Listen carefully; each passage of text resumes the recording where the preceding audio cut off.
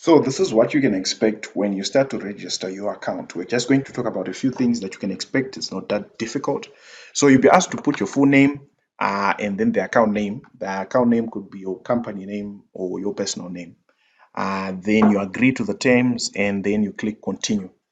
Here is going to ask what kind of a business you have. Are you going to be using for work and things like that? I'll choose work and you choose your role and then continue. So this is just information that you need to put in because they just need it. What kind of information, kind of team you have, how many people work within your company.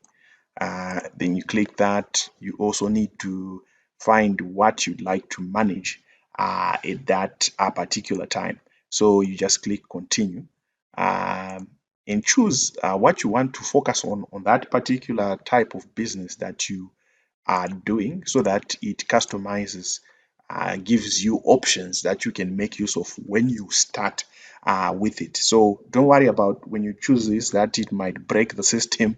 You can always delete and start something again. So I'll choose sales pipeline there and then continue.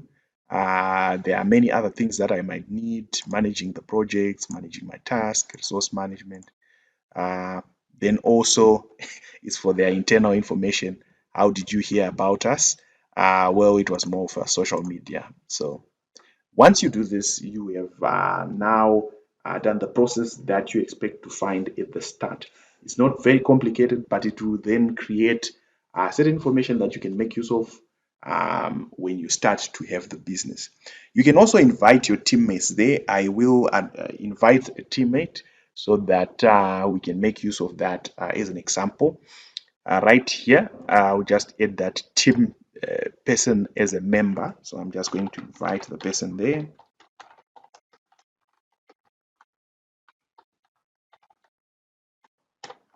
And then invite the team. Remember, you can always invite them now or later. So here we're going to start with a board. Right now, I'm just going to create a sales board. Um, and then I then create what would I like to manage in the same sales board. There's so many things we can manage, but right now let's use items, which are the most basic things. So what kind of groups am I having there? I'm just going to have new customers and existing customers. So next, the items, we can just say get started, leave them as they are. Once you do this, you now have a board. The system has set up a board for you. And we're just going to talk about what boards are, what items are in the next videos that we're going to have. So generally, this is how you start to set up your Monday.com.